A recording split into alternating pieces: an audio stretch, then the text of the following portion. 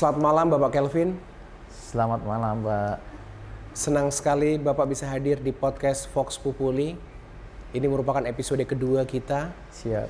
Dan kita pengen banyak cerita tentang hal-hal yang mungkin masih harus kita lakukan agar apa yang kita usahakan selama ini, terutama dalam konteks bernegara, dalam konteks menjadi warga negara yang baik, itu bisa menjadi jauh lebih bisa dikembangkan lagi. Mungkin berat ya temanya, gak ada masalah. Gak ada masalah. Menarik. Pak Kelvin, kita udah baca profil Bapak sebagai seorang entrepreneur. Siap. Apa yang melatar belakangi Bapak mengapa memilih profesi ini? Ya. Nah, kalau ditanya kenapa saya memilih profesi ini, saya selalu teringat dengan kata-kata dosen saya dulu, bahwa kita sebagai generasi muda harus ikut serta berpikir memikirkan negara ini atau daerah kita ini. Jangan hanya mau semua jadi karyawan, jangan mau semua jadi pegawai. Bagaimana kita ikut serta menciptakan lapangan kerja, supaya itulah yang namanya mahasiswa yang sukses, kalau bisa menciptakan lapangan kerja. Nah, itu yang mendasari saya kenapa lebih tertarik kepada entrepreneur, karena yaitu bagaimana kita bisa ikut serta membantu negara, daerah untuk menciptakan lapangan kerja dan ikut berkontribusi di situ. Jangan semua jadi karyawan atau pegawai. Betul. Kalau Pak Kelvin sendiri, bidang usaha yang ditekuni saat ini lebih ke bergerak ke bidang apa? Ya, bidang usaha saya sebelumnya itu bergerak di bidang pengadaan barang dan jasa IT. Siap. Ya, tetapi seiring dengan perkembangan kita sudah masuk juga ke bidang-bidang lain seperti pengadaan barang dan jasa umum, ya seperti mobiler dan produk-produk pertanian dan beberapa produk-produk elektronik lainnya. Siap. Ya. Sejauh ini Bapak lebih banyak melakukan aktivitas bisnisnya tentu di wilayah Indonesia, Pak ya? Ya. Itu lebih banyak di Makassar atau di daerah mana, Pak? Lebih banyak di Makassar, tetapi di daerah lain juga ada, seperti di Papua dan di beberapa daerah-daerah lain di Indonesia. Pak Kelvin, kalau ngomongin soal iklim bisnis, Ya. Bapak punya pengalaman di beberapa daerah ngejalanin aktivitas bisnis. Apa yang membandingkan antara Makassar dengan beberapa daerah yang lain? Apakah Makassar menjadi sebuah tempat bisnis yang nyaman dibanding dengan daerah lain, atau justru Makassar masih harus dikembangkan lagi ini untuk potensi berwirausahanya? Iya. Kalau saya melihat, ya di Makassar ini ya tentu sudah baik, tetapi ya masih perlu ditingkatkan lagi untuk lebih nyaman lagi, lebih makmur lagi, lebih bagus lagi, supaya semua pengusaha-pengusaha yang ada di Makassar ini bisa lebih semangat lagi untuk mengembangkan usaha atau bisnis yang dilakoni. Kalau di daerah lain itu ya tergantung juga, maksudnya orang yang ada di daerah itu, karena setiap daerah pasti beda-beda iklim bisnisnya. Contoh kalau di daerah-daerah seperti di Sidrap mungkin lebih banyak bisnis beras dan lain-lain, pertanian lah. Nah, kalau di Makassar ini kan lebih banyak ke bisnis barang, jasa. Nah, bukan pertanian, tapi lebih banyak ke bisnis pengadaan barang atau jasa. Nah, termasuk bisnis ya jasa itu ya seperti ekonomi kreatif, seperti jasa-jasa layanan contoh kayak influencer, atau banyaklah jasa-jasa yang sebenarnya kalau di kota itu bisa dimanfaatkan untuk mendapatkan income. Hanya saja kalau saya melihat ya masih perlu perhatian dari pemerintah untuk lebih menata dan lebih meningkatkan SDM ini supaya betul-betul memahami bahwa sebenarnya banyak potensi di kota ini yang kita bisa olah untuk mendapatkan income. Ya, bukan hanya kita jadi pekerja di kantoran, tetapi dengan kreativitas yang kita miliki, ya itu bisa menghasilkan hasil. Ya, seperti jadi influencer tapi yang lebih profesional, seperti fotografer, ya seperti apa desain grafis, ya banyak sih kegiatan-kegiatan yang berbaur profesi layanan jasa yang bisa menghasilkan hasil, apalagi kalau namanya kota, banyak yang membutuhkan jasa. Betul. Banyak sekali sebenarnya, cuma memang ini butuh pembinaan yang kontinu dari pemerintah. Jangan membuat pelatihan satu kali, setelah itu langsung selesai. Tidak jelas keberlanjutannya ini seperti apa, karena orang saja sekolah atau kuliah di kampus itu berapa kali pertemuan itu belum tentu juga kita kuasai materi itu, apalagi kalau cuma hanya pertemuannya 2 jam atau 3 jam mengikuti suatu pelatihan, setelah itu selesai, tidak ada pendampingan. Nah, ini mestinya ada pendampingan setelah membuat pelatihan, keterampilan-keterampilan kepada masyarakat, itu butuh pendampingan dari pemerintah untuk betul-betul memastikan bahwa materi atau ilmu yang sudah diberikan ke pesertanya ini betul-betul sudah dikuasai dan bisa outputnya ada, betul-betul hasilnya, bahwa mereka sudah mampu mengaktualisasikan atau mengimplementasikan hasil daripada pelatihan-pelatihan itu. Nah, itu mungkin. Baik. Artinya memang ada satu bentuk penanganan atas kebijakan pemerintah yang sifatnya parsial ya. Tidak bersifat kontinu dan keberlanjutan. Sehingga mungkin proses pengembangan ekonomi kreatif itu menjadi kurang begitu berkembang di kota ini. Betul. Kira-kira harapan Bapak sebagai seorang entrepreneur, apa yang bisa dilakukan oleh pemerintahan selanjutnya? Mengingat Pak Kelvin, kalau kita lihat saat ini kan musim demokrasi ya, pesta demokrasi. Baru-baru kita sudah menyelesaikan pesta demokrasi pemimpin nasional dan sekarang sudah masuk ke pemilihan wali kota Makassar. Nah, tentu Anda sebagai warga negara yang baik, sebagai warga kota Makassar, punya mimpi lah tentang siapa sosok yang akan melanjutkan estafet kepemimpinan di pemerintahan ini, yang tentu harapannya adalah sesuai dengan nilai-nilai yang Pak Kelvin bawa sebagai seorang entrepreneur. Iya. Jadi kalau ditanya seperti apa kira-kira sosok pemimpin yang kita harapkan untuk keberlanjutan pembangunan di Kota Makassar ini, ya pastinya bahwa kami dari entrepreneur atau dari pengusaha itu berharap pemimpin yang akan datang ini betul-betul pemimpin yang paham tentang perkembangan zaman sekarang ini.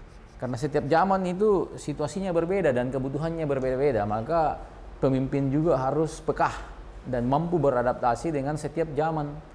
Nah, kalau saya melihat para calon-calon pemimpin ini, ya memang mereka ini mungkin semua ya punya talenta masing-masing, tapi kalau saya lihat ya ada beberapa lah mungkin yang kalau yang paling pas ya yang muda-muda lah ya. Saya cari pemimpin yang berpengalaman, yang muda dan mampu betul-betul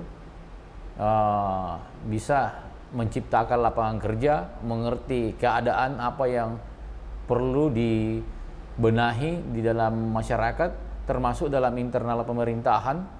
Ya, harus ada leader yang mampu mengontrol, mengarahkan sesuai dengan visi misi yang kita miliki, mampu membuat nyaman para pengusaha ini atau pebisnis ini untuk bisa berkreasi dan berinovasi, dan ada dukungan maksimal dari pemerintah, bukan hanya sekedar menyatakan dukungan tapi tidak disertai dengan tindakan. Ciptakan, sediakan sarana prasarana, mungkin bimbing, dampingi para entrepreneur muda yang ingin memulai atau yang sudah berkembang. Ini juga banyak saya lihat dan saya sering merasakan. Ini perlu menjadi titipan saya juga bagi para calon wali kota ini nantinya. Ya, seperti kami nih pengusaha muda. Yang sering menjadi masalah itu adalah investor. Kadang dari pihak investor seperti perbankan itu sangat sulit untuk berkolaborasi dengan pengusaha.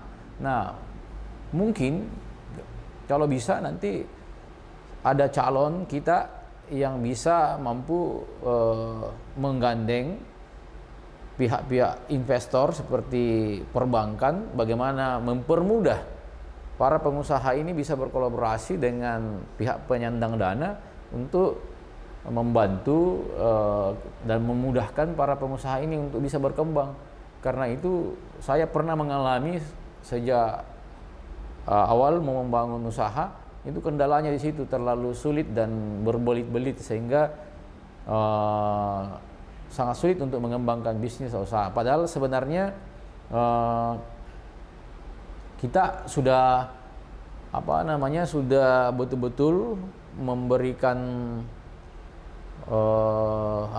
keyakinan kepada mereka bahwa usaha yang kita bangun ini memang betul-betul sangat bagus prospeknya. Tapi ya terkadang memang sulit untuk menggandeng pihak investor, dalam hal ini perbankan, karena mungkin itu tadi kurangnya kolaborasi yang baik antara pemerintah dengan pihak perbankan ini, sehingga tidak ada yang memediasi itu bahwa benar ini adalah UMKM yang bisa disupport atau didukung, atau mungkin pihak pemerintah siapkan khususlah semacam pendanaan sekalipun sebenarnya memang betul sudah ada KUR, tapi kadang itu juga sulit didapatkan oleh para UMKM.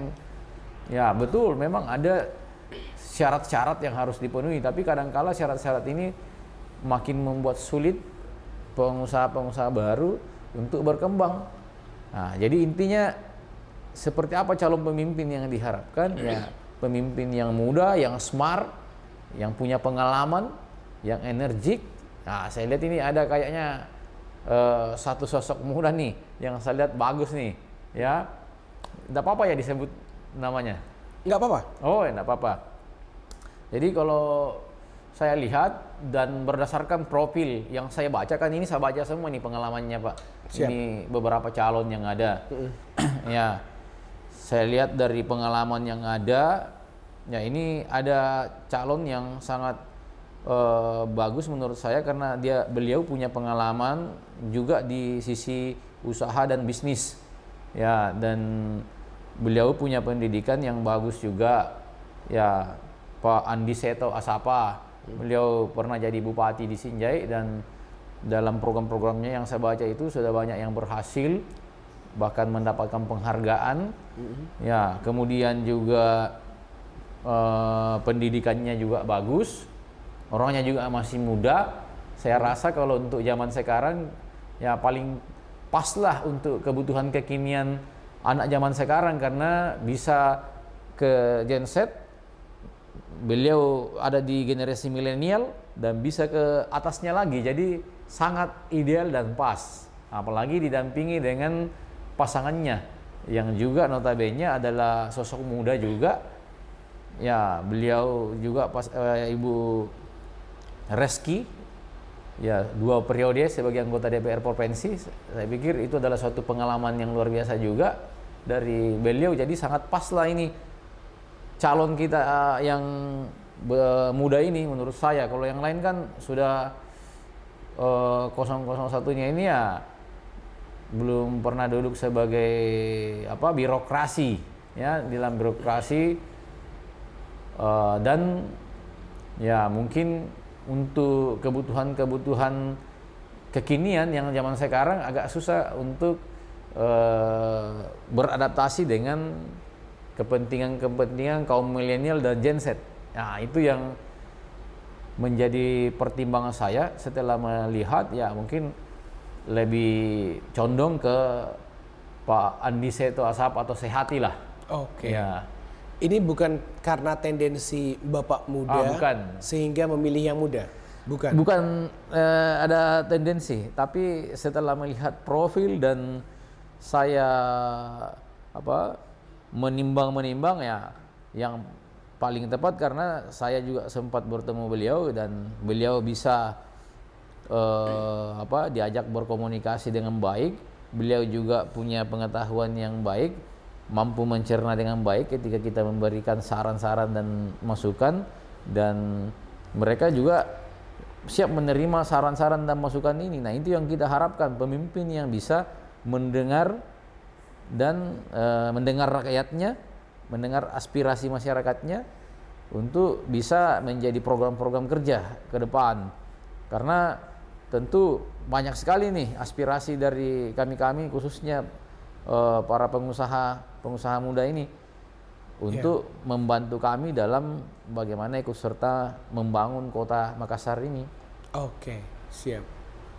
Ya, karena memang yang kita pilih adalah pemimpin ya. Jadi upaya untuk mempelajari lebih dalam kandidat kita itu menjadi penting. Karena jangan sampai kita salah dalam memilih pemimpin yang pada akhirnya nanti juga berdampak pada persoalan-persoalan yang bakal kita dapatkan di 5 tahun berjalannya. Setuju Pak ya? Sangat setuju. Baik. Nah, yang terakhir Pak, kira-kira ketika misalnya hari ini Bapak diberi kesempatan untuk ngobrol dengan banyak warga masyarakat Kota Makassar, apa yang akan Bapak sampaikan kepada mereka tentang hal yang bagus untuk dilakukan oleh kita semua warga Makassar supaya Makassar jauh lebih baik lagi terkait tentang pilihan calon wali kota di Kota Makassar? Ya. Jadi buat seluruh warga Kota Makassar yang tentu nanti akan memiliki hak untuk menentukan pilihannya, siapa yang akan didukung untuk menjadi pemimpin kita di Kota Makassar ini, pesan saya, carilah pemimpin yang betul-betul kita bisa lihat bahwa pemimpin ini akan menjadi pemimpin yang smart, pemimpin yang nantinya betul-betul bisa mewujudkan kemajuan-kemajuan di Kota Makassar ini ya. Dan itu bisa dilihat dari latar belakang para pemimpin-pemimpin itu. Untuk memilih pemimpin yang ideal kan bisa kita lihat dari pendidikannya, bisa kita lihat dari pengalaman-pengalamannya.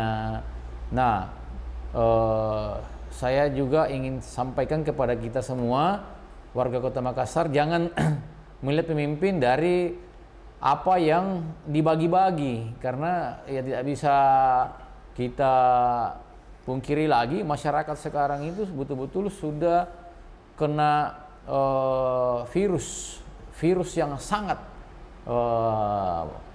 betul-betul sudah susah disembuhkan. Tapi mudah-mudahanlah pada pemilu ini virus itu bisa segera hilang atau berkurang, yaitu virus memilih karena adanya hal-hal yang menjadi penentu, yaitu money politik. Saya harapkan kepada masyarakat, memilihlah betul-betul secara bijak. Jangan memilih karena persoalan materi yang kita dapatkan atau sesuatu yang kita dapatkan itu hanya sesaat saja. Berapa sih uang yang kira-kira yang kita mau dapatkan dari para calon-calon pemimpin ini, sementara kita 5 tahun menderita Nah, jadi sekiranya warga Makassar menentukan pilihan, betul-betul lihat dulu latar belakang dari para calon-calon ini. Cari pemimpin yang punya pendidikan baik, yang punya pengalaman baik, bisa dibaca di Google siapa-siapa saja ya calon ini. Setelah itu baru kita memilih. Tapi yang pastinya kalau kita melihat dari profil dan pengalaman-pengalaman yang ada, ya memang tidak ada yang mengungguli pengalaman dan pendidikan dari beberapa dari calon yang ada, yaitu Pak Sehati ini, Andi Seto dan Reski. Jadi menurut saya inilah, kalau saya pribadi, inilah calon pemimpin yang tepat. Bukan karena ada kepentingan saya, tidak ada, tapi karena betul-betul saya sudah menimbang-menimbang, ini yang paling pas. Bukan karena ada apa-apanya juga. Ya, justru saya siap mengeluarkan juga kontribusi untuk mendukung orang yang ingin betul-betul mau membangun daerah ini, kota Makassar ini. Karena kalau kota kita maju, pastinya kita juga nyaman, sejahtera. Jadi itu yang saya ingin sampaikan kepada warga kota Makassar. Baik. Terima kasih banyak Pak Kelvin atas sharing kita hari ini. Vox Populi tentunya menjadi penting karena suara rakyat adalah suara juga dari Tuhan. Mantap. Terima kasih, sama-sama. Sampai ketemu di episode berikutnya. Siap. Salam Vox Populi. Sama-sama.